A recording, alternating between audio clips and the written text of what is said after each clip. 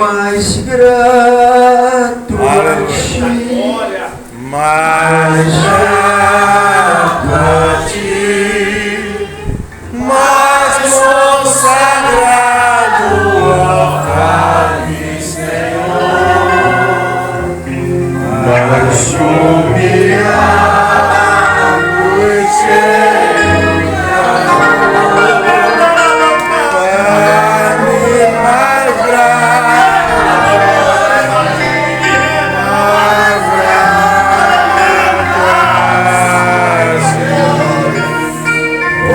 e meu Senhor, dá-me mais gratidão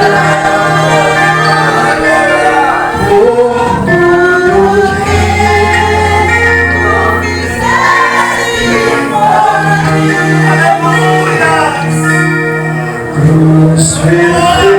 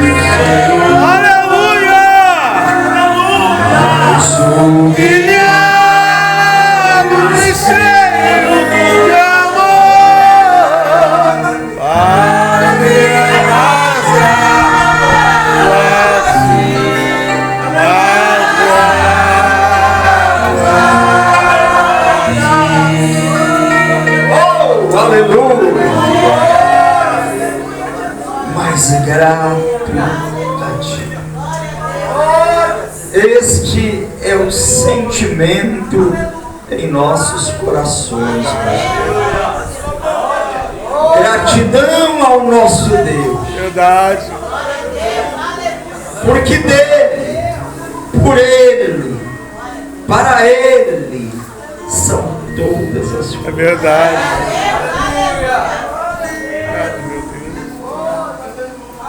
Eu quero aproveitar os irmãos que já estão de pé. Vamos mais uma vez só recitarmos aqui o texto que foi escolhido para nós falarmos um pouco a respeito deste assunto. Primeiro livro de Samuel 7, verso de número 12. Eu quero ler apenas a última parte do verso para nós ganharmos tempo. Glória a Jesus. Glória a Jesus. Aleluia. Gratidão, meus irmãos. Glória a Deus. Gratidão é o sentimento de reconhecimento de que alguém fez alguma coisa por nós. Verdade. A palavra gratidão, ela significa e ela se define desta maneira: reconhecer o que alguém fez por nós. E é por isso que nós estamos aqui nesta noite, para agradecermos ao Senhor pelos 84 anos da existência desta igreja nesta localidade. Somente Deus é capaz de fazer um feito tão extraordinário como esse, meus irmãos. Eu costumo dizer que Deus, Ele é o Deus improvável. Deus é o Deus que Ele age diferente do homem, né?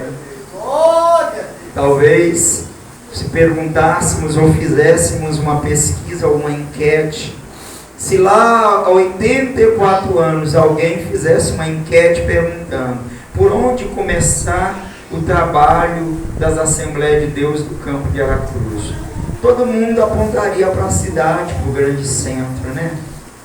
Talvez todo mundo quisesse ir para a cidade mais populosa, mas Deus diz não.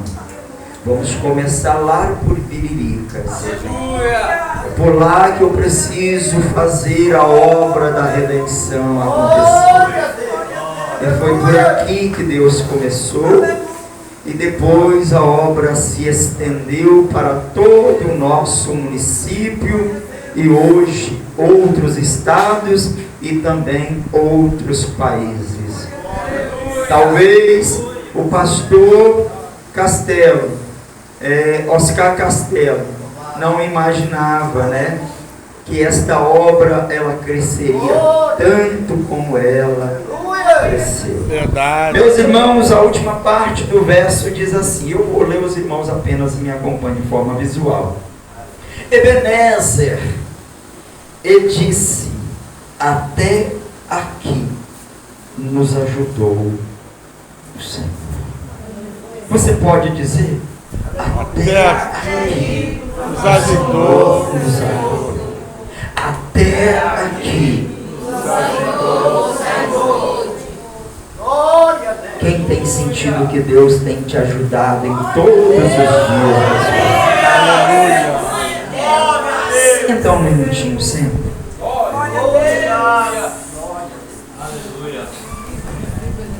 Você já parou para pensar Glória a Deus. o que seria de nós se não fosse a ajuda do Senhor? Verdade. Aleluia. O que seria do Rony? Ai, meu Pai. O que seria da Marli? Do Gilene? Do Abraão? Da Fabrícia? O que seria de cada um de nós se não fosse a ajuda que o Senhor tem nos dado ao longo da nossa existência? Talvez nós nem aqui estaríamos. Talvez já estaríamos sepultados, mortos. Talvez só estaríamos na lembrança de algumas pessoas. É verdade. Mas Deus, com o seu amor e a sua misericórdia, Ele tem nos ajudado ao longo destes 84 anos. Eu estive fazendo aqui uma conta bem rápida. São 30.660 dias da existência desta igreja nesta comunidade. Aleluia. Esta igreja ela está aqui desde 1941.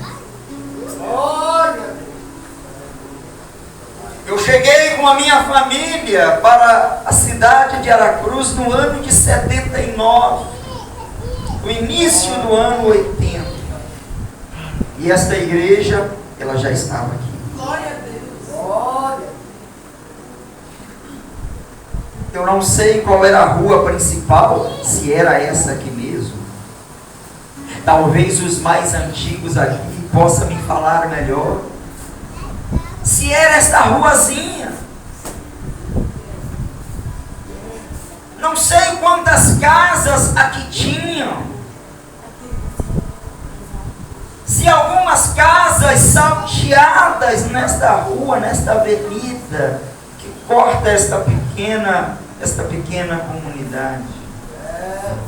Aleluia. Eu não sei qual foi o primeiro hino cantado pelo pastor Oscar Castelo. Não sei. Aleluia. Eu também não sei qual foi a primeira mensagem pregada por este homem visionário. Aleluia. Glória. E a gente fica buscando na memória como tudo se iniciou, irmãos. Esta localidade aqui é privilegiada por Deus. Glória a Deus, é verdade. Glória a Deus. Vocês podem bater no peito e dizer assim: Deus escolheu esta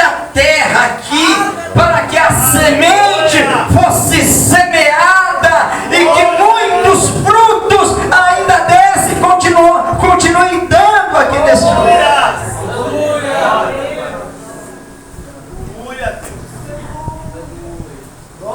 Se orgulhem disso, por este privilégio Aleluia. que Deus concedeu a esta localidade. Obrigado, Jesus. Eu fico imaginando quantas lágrimas derramadas pelos Verdade, irmãos. verdade. Quantas orações, Rony. Quantas orações. É por mim mesmo. Eu não sei como foi o primeiro templo que foi construído neste lugar. Depois, com mais calma, eu vou dar uma pesquisada melhor. Com certeza não foi neste lugar. Com certeza não foi aqui. O trabalho começou na casa dos irmãos, que abriram as portas para que as boas novas da salvação fossem anunciadas nessas terras. Aleluia. Temos a história de pessoas aqui desta localidade que nem crentes eram, Meu Deus. Glória. que Deus usou como instrumento para abençoar esta igreja. Aleluia. Glória. E nós precisamos ser eternamente gratos a essas pessoas que fizeram com que esta história fosse escrita. Nós não podemos deixar, irmãos, morrer esta história destes homens e destas mulheres que aqui estão. Se nós estamos aqui nesta noite, é porque alguém acreditou. Alguém deu crédito à pregação do Evangelho em 1941 neste lugar. Aleluia. Alguém que deixou a capital, movido pelo Espírito de Deus. Talvez nesta data não tinha um carro para trazê-los. Talvez não tinha as comodidades que nós temos hoje para nos locomovermos, para irmos com mais rapidez. Eu não sei quanto tempo, de que maneira o pastor Oscar Castelo chegou aqui. Deus. Não sei. Mas nós temos uma grande dívida com esses homens. Verdade. Nós temos uma grande dívida de gratidão a estes homens. Oh Deus, aleluia. Que plantaram a primeira sementinha nesta terra. E esta semente ela nasceu, cresceu uma árvore. E esta árvore hoje ela é frondosa. E ela produz muitos frutos para o reino de Deus. Aleluia. É verdade. Aleluia. Muitos desses frutos já foram colhidos pelo Senhor, Rony. Glória a Deus. Esses frutos produziram, amadureceram, e o Senhor achou graça em recolher estes frutos. Ainda em vida eu tive o privilégio de visitar por 3 vezes uma das membros mais antigas desta igreja. Ela estava acamada, já não falava mais, já magrinha, porque o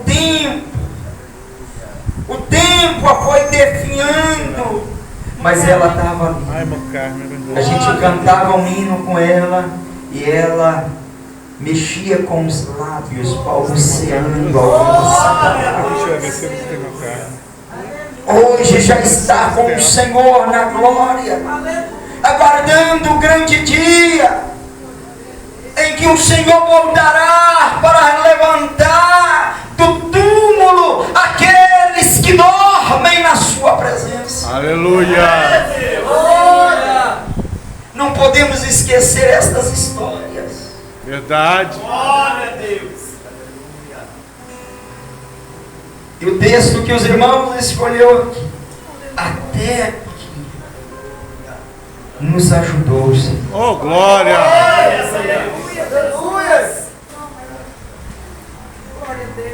Quantas lutas, quantas provas, quantos que se iniciaram e ao longo da caminhada desistiram do projeto de Deus. Porque nem todos que começaram persistiram até o fim. Uns ficaram pelo caminho, outros estão aqui perseverantes na oração, na presença de Deus.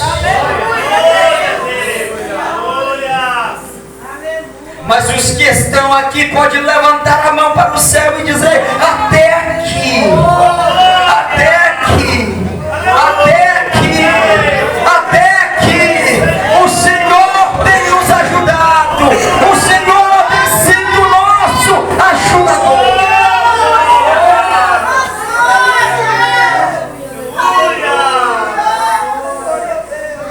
O salmista no Salmo de número 54 e o verso de número 4, ele diz assim: eis que Deus é o meu ajudador. Oh, glória. É Ele que tem nos ajudado a estar de pé. Quantas vezes o vento se levantou, quantas vezes a tempestade se formou, balançando o nosso barquinho de um lado e de outro. Meu Deus. Aleluia. Chegou o momento que imaginávamos que o barquinho ia naufragar, que o barquinho iria encher de água, ou seria levado pelo forte vento, iríamos nos encontrar à deriva, longe do porto, açoitado pelo vento e a fúria do mar. Mas o Senhor, em todos esses momentos, o Senhor nos ajudou. Oh, meu Deus, meu Deus. O Senhor esteve presente conosco. Obrigado, Jesus. Obrigado, Jesus. O texto, ora, os irmãos escolheram aqui nesta noite, fala do cuidado de Deus. O texto fala, e foi esta a expressão de Samuel, o profeta, após Deus ter dado para eles o grande livramento contra os seus inimigos. Ele vai erguer um altar, um monumento, e vai dizer: até aqui o Senhor nos ajudou. Nós podemos nesta noite também levantar um monumento para que aquelas pessoas que nos viram passar por grandes aflições possam olhar para nós e dizer: o Senhor ajudou aquele homem, aquela mulher a atravessar as ondas bravias do mar. Aleluia. Aleluia. Glória a Deus. Louvado seja o teu nome, Deus. Nós não podemos esquecer dos benefícios de Deus, irmão. Nós não podemos esquecer do que Deus fez por cada um de nós. Infelizmente, parece que ao longo da nossa caminhada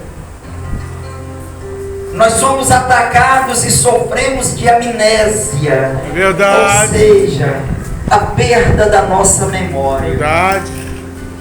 E muitas vezes nós reclamamos mais do que agradecemos. Exatamente, verdade. Muitas vezes, se nós não vigiarmos, nós nos encontramos em certo momento só lamentando por aquilo que nós não recebemos e esquecemos daquilo que Deus nos deu. É verdade. Parece que uma amnésia apaga da nossa mente tudo aquilo que Deus fez por nós. Não podemos esquecer dos benefícios que o Senhor tem feito em nossas vidas. Existem lutas na caminhada, sim. Existem provações na caminhada, sim. Se nós falarmos que a vida de um cristão, ela só é definida de bênção, nós mentiríamos para nós mesmos. Jesus chamou os seus discípulos e os alertou a respeito disso. E ele disse: no mundo tereis aflições, mas tem de bom ânimo, eu venci o mundo, e vocês também vencerão o mundo. E parece que em dados momentos da nossa vida, nós damos mais importância para as coisas negativas que acontecem em nossa vida do que aquelas coisas grandiosas que Deus fez por nós. Nós não podemos esquecer de nenhum dos benefícios que Deus tem. É verdade que o tempo não nos permite falarmos com mais profundidade a respeito do tempo. Os 7 primeiros capítulos do livro nos traz um relato da situação que Israel estava vivendo naquele contexto quando aconteceu isso. Quando nós lemos do capítulo 1 ao capítulo de número 7, nós vamos entender o relato, o fundo histórico que o escritor está querendo nos mostrar. No capítulo 1, nós temos o relato do sofrimento de Ana. Uma mulher que não podia gerar filhos. Esposa de Eucana, um homem que amava, que admirava. Porém, Eucana era casado com Penina. A lei na época permitia que o homem pudesse contrair um segundo matrimônio. E esta mulher gera filhos, dá filho para o seu esposo. Em contrapartida, Ana era amargurada, uma pessoa triste. E os irmãos conhecem a história de Ana. Ana era constantemente afrontada. Ana era constantemente desafiada pela sua adversária. Porque ela não podia gerar, ela não podia dar um filho dela para o seu esposo. Aleluia! E Ana sofria com isso, tinha uma grande decepção na sua alma. Até o dia que ela vai com seu esposo em uma das festas anuais ao templo. E ali Ana amargurada, ela ora ao Senhor, pedindo que Deus lhe desse um filho, que das suas entranhas, que do seu ventre fosse gerada uma criança. E ela ora com tanta sinceridade, e ela vota um voto ao Senhor dizendo: se o Senhor me der um filho, eu lhe darei por toda a sua vida ao Senhor. Deus se agrada tanto da oração de Ana, que Ana desce dali, e Ana logo em seguida vai engravidar-se. Nasce o menino Samuel. O menino, na sua idade de até os 3 anos de idade, fica sobre a guarda da mãe, porque amamentava.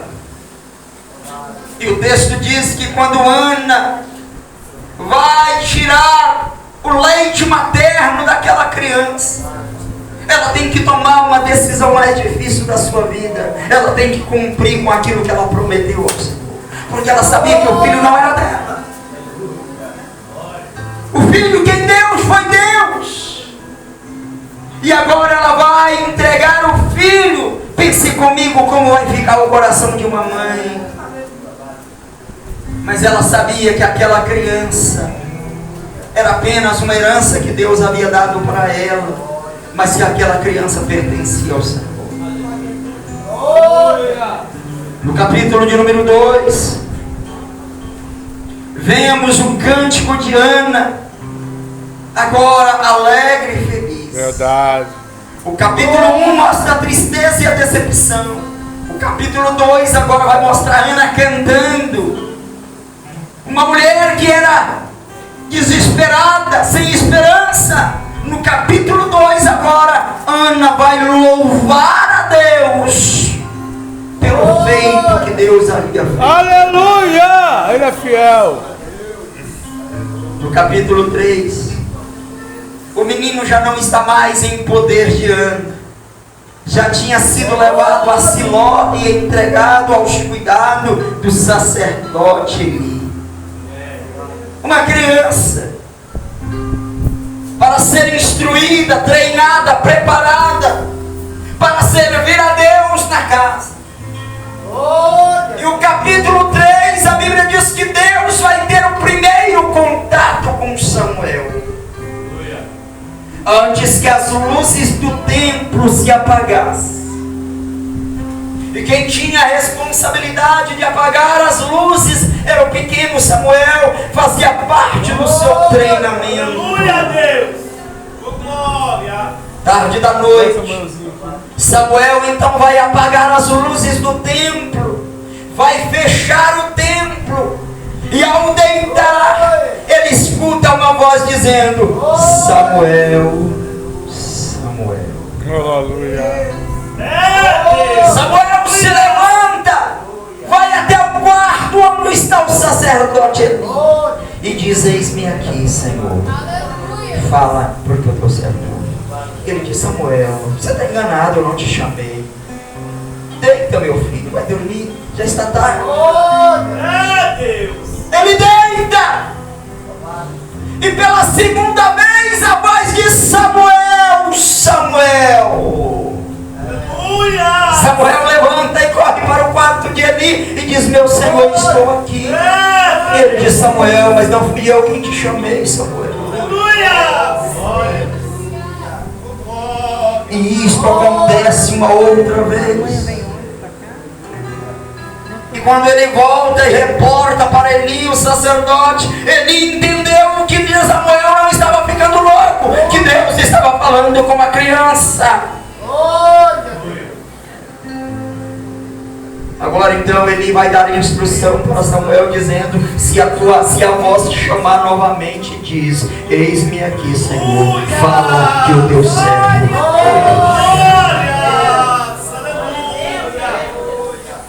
Aleluia.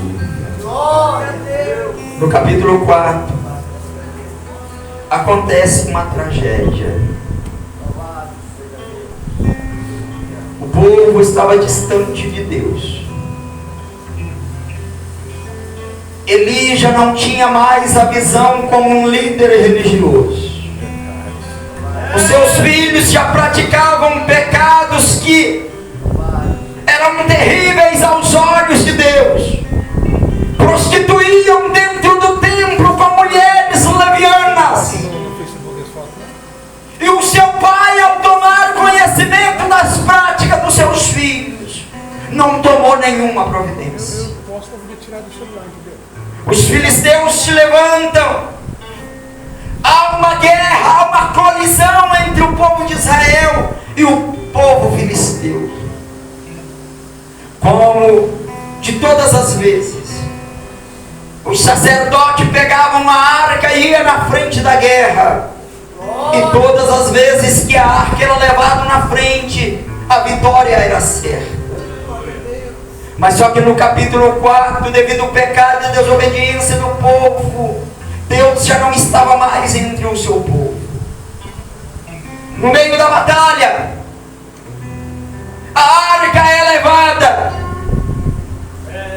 No meio da batalha, a arca de Deus agora, ela é tomada. Os dois filhos do sacerdote são mortos no campo de batalha. O mensageiro que escapa volta para dar a notícia para Eli. O texto diz que Eli está sentado em uma das suas cadeiras. A sua visão já era turva.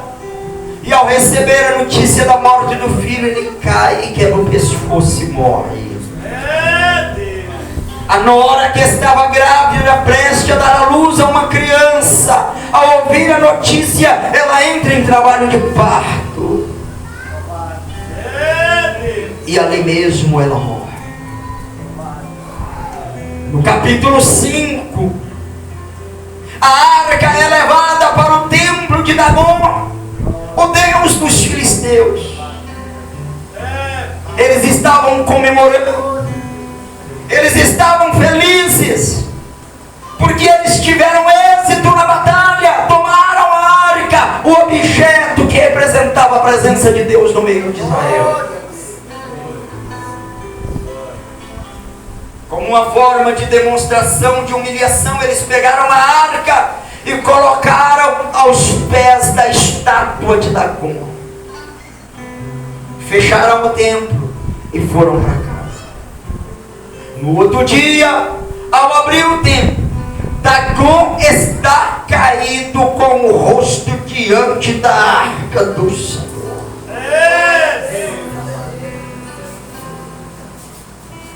Eles levantam Dagon, colocam na posição original, fecham a porta, achando que tinha sido um vento que tinha batido na estátua e ela caiu diante da arca. Mas ali estava uma prova que Deus é soberano em cima, Deus é soberano embaixo, Deus é soberano em todos os lugares. No outro dia eles voltaram para o templo. Agora Dagon está caído novamente diante da arca, a cabeça está quebrada e as suas mãos estão cortadas. E eles entenderam: epa, o Deus de Israel está aqui. O Deus de Israel está neste lugar. Glória a Deus. Deus então vai começar a molestar aquele povo.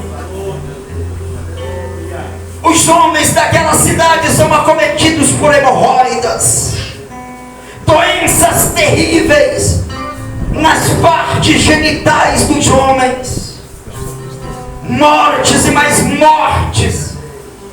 O terror se instaurou no arraial dos filisteus. E mais do que depressa, eles vão tentar se desfazer da arca. Capítulo 6, eles se livram da arca do Senhor. Capítulo de número 7. A nação de Israel agora já não tem mais sacerdote. Samuel, o menino que agora já é rapaz, é levantado por Deus. E agora Samuel, no capítulo de número 7, vai exortar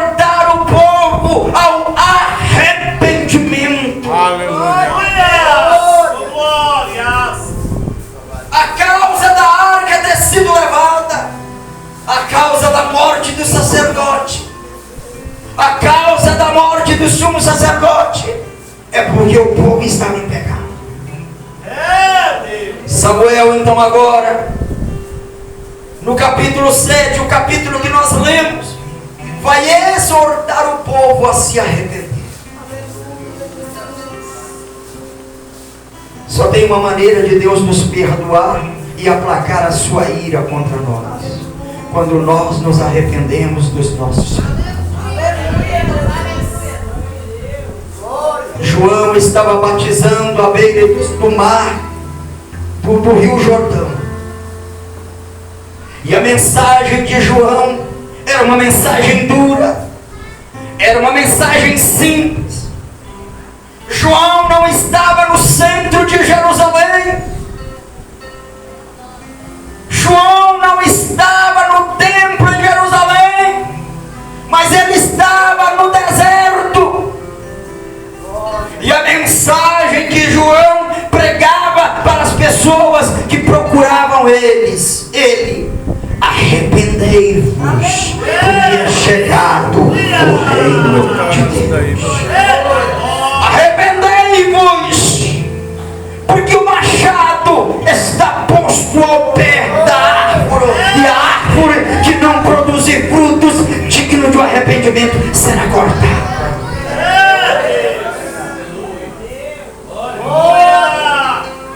Samuel então exorta o povo para abandonar o pecado e voltar-se para Deus. E o povo agora vai pedir Samuel, para que Samuel clame ao Senhor, para que Deus mais uma vez dê o livramento contra os filisteus. Samuel então aproveita a oportunidade, reúne o povo, reúne as lideranças de cabeça de cada tribo e diz: vocês querem que Deus volte para vocês? Vocês precisam se arrepender. Vocês precisam abandonar o pecado que vocês estão cometendo, para que Deus possa perdoar vocês e dar o livramento. E naquele dia, o povo se lança o rosto em terra, se humilha diante de Deus. O inimigo tinha cercado o arraial. O povo de Israel não tinha a mínima possibilidade contra o poderio bélico, contra o armamento que os filisteus tinham. O povo era tão grande e numeroso que o povo de Israel não tinha condições de vencer aquela guerra. Mas o texto do capítulo 7 diz que após o povo orar e confessar os seus pecados, Samuel então vai sacrificar ao Senhor. Não existe vitória se não houver sacrifício. Verdade. Não existe perdão de pecado se não houver sacrifício.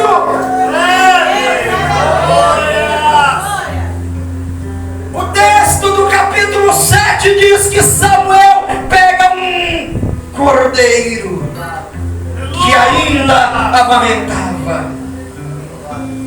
Um cordeiro que naquele momento estava tipificando o Cristo, o Cordeiro de Deus. E ali Samuel então vai sacrificar aquele cordeiro que ali tipificava Cristo Jesus. E ali então é oferecido este sacrifício ao Senhor. E o texto então vai dizer que Samuel, orando ao Senhor, Deus faz trovejar sobre os céus. Deus manda uma chuva repentina sobre aquele céu ali naquele momento. O historiador Flávio José, judeu, ele diz que quando a batalha se iniciou, Abraão, trovejava tanto, relampeava tanto, que Deus feria os filisteus inimigos com raios, quando as espadas eram levantadas para cima. Raios atingia a espada dos filisteus e eles morriam eletrocutados naquele instante. O texto diz que Deus fez com que os inimigos se atolassem na lama, porque Deus fez correr uma chuva torrencial naquele lugar. E depois que Deus deu vitória para o seu povo,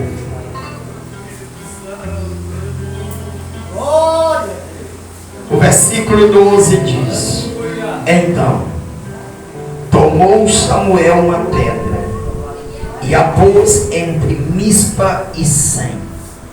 Mispa e Sem. Este lugar foi um lugar escolhido estrategicamente. Este lugar não foi escolhido aleatoriamente de qualquer jeito, não.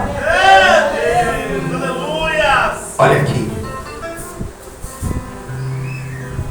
No lugar de derrota, no lugar de vergonha, Deus nos levanta no mesmo lugar, e nos exalta diante de todos que viu o nosso fracasso e diz: olha aí o que eu fiz por ele, olha aí o que eu fiz por ele. A maior vergonha de Israel tinha acontecido em Mispa e Sem. Foi neste lugar que Ofni e Finéias morreram pela mão dos filisteus. Foi neste lugar. E no lugar de vergonha, no lugar de dor, no lugar de desprezo, Samuel edificou ali um altar. Samuel edificou ali um memorial ao Senhor, dizendo: é aqui, no lugar de desprezo, de dor, de vergonha, que Deus está exaltando o seu povo.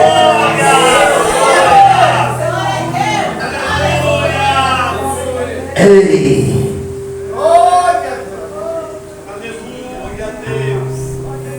Quem sabe os teus inimigos menearam a cabeça contra você, dizendo: olha a derrota dele, olha a derrota dele. Mas é nesse mesmo lugar que Deus vai te exaltar. É nesse mesmo lugar que Deus vai marcar a sua história para que todas as pessoas vejam. As pedras que Samuel utilizou ali para fazer aquele altar eram o marco da vitória do povo. Era para que Israel, todas as vezes que passasse naquele lugar, olhasse e falasse: aqui, foi aqui, ó, foi aqui, ó, foi aqui, ó, foi aqui no dia tal, no mês tal, no ano tal, que Deus acabou com os filisteus na nossa frente. Foi aqui neste lugar, foi aqui em Biririca que o altar foi levantado. Foi aqui em Biririca que o altar foi levantado para que o nome do Senhor fosse glorificado e exaltado pelos 84 anos de existência dessa igreja.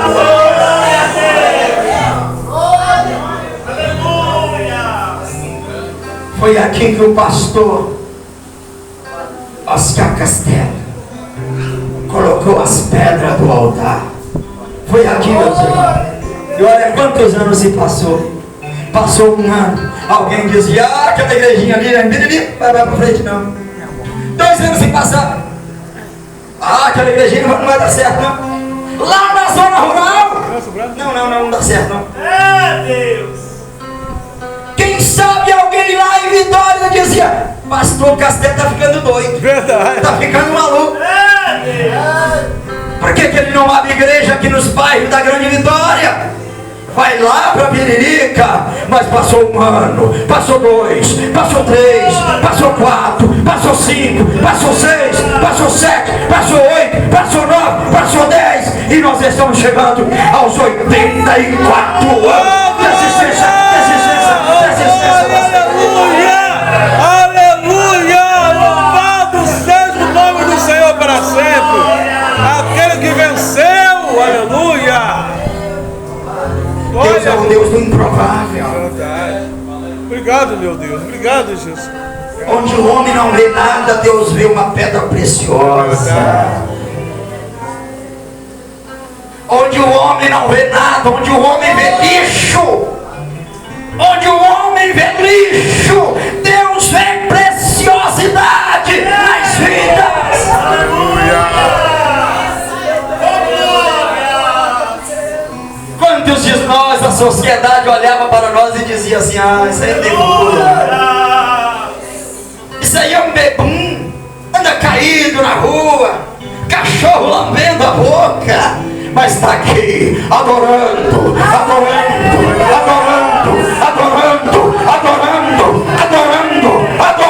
o nome santo do Senhor. É isso que Deus sabe.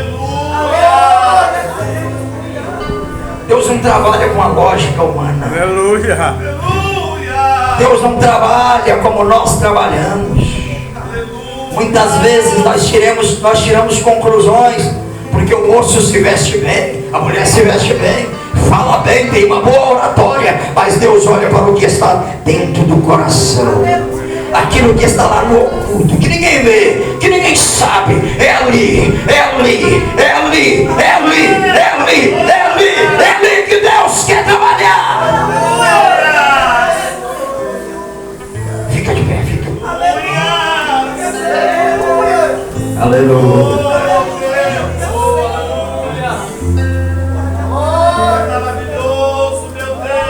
Eu paro por aqui, e faço um convite. Se tiver alguém que talvez você se julgue o pior homem ou a pior mulher deste mundo, você já disse para você: a minha vida não tem jeito não. Para viver uma vida dessa eu prefiro morrer. Oh rapaz, eu estou te apresentando aqui nesta noite o autor da vida. Eu estou te apresentando aqui o Senhor Jesus Cristo. Eu estou te apresentando aqui o homem de Nazaré, o homem que andou sobre as águas, o homem que levantou Lázaro do túmulo depois de 4 dias de morto.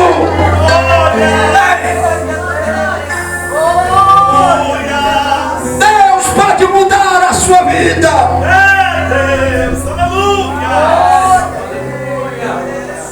Eu pergunto se tem alguém aqui para Jesus nessa noite.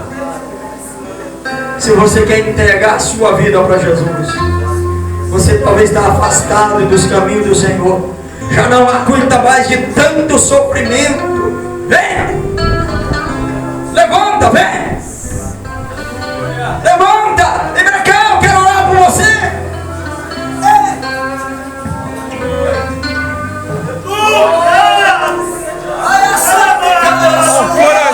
Corajoso!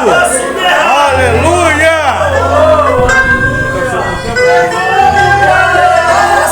Oh, glória! Aleluia!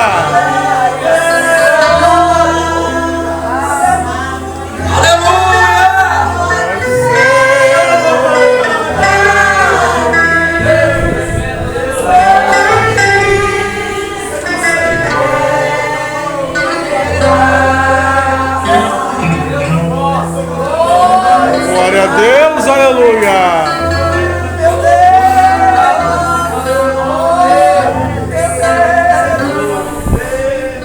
Canta, meus irmãos, exalte, glorifique, porque é uma vida preciosa para Jesus.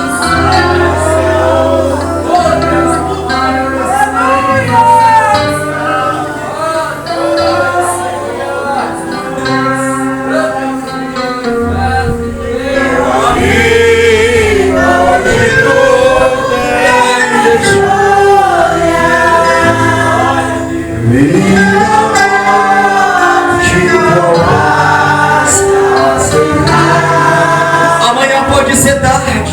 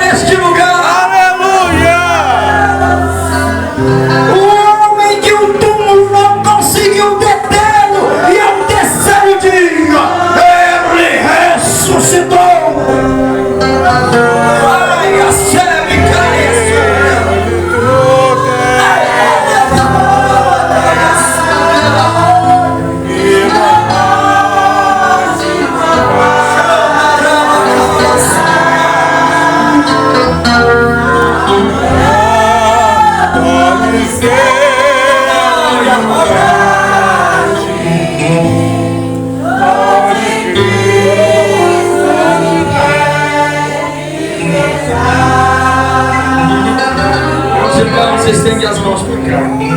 Deixa eu orar por esse rapaz.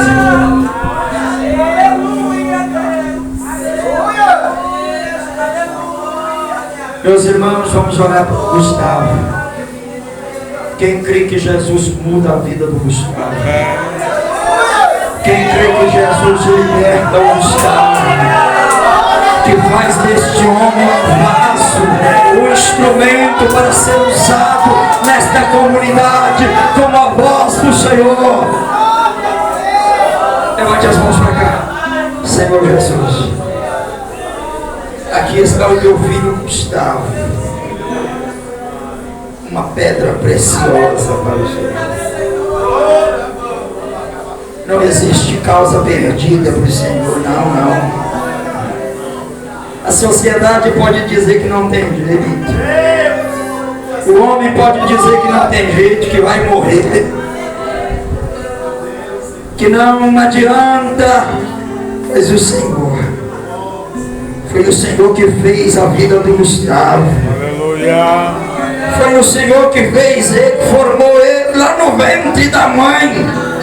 Ainda quando ele era uniforme, os seus ossos ainda não estavam formados, o Senhor já tinha escolhido Gustavo.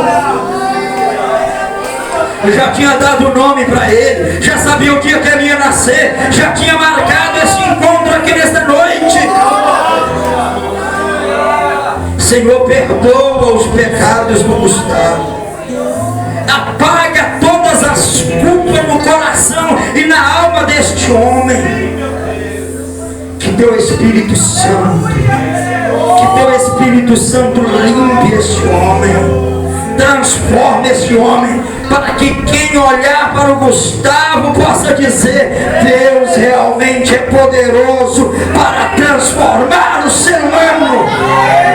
Escreve o nome dele no livro da vida, sela com teu sangue para o grande dia do arrebatamento da igreja. E a igreja diz amém. Amém. Amém. Gustavo, Deus te abençoe, meu filho.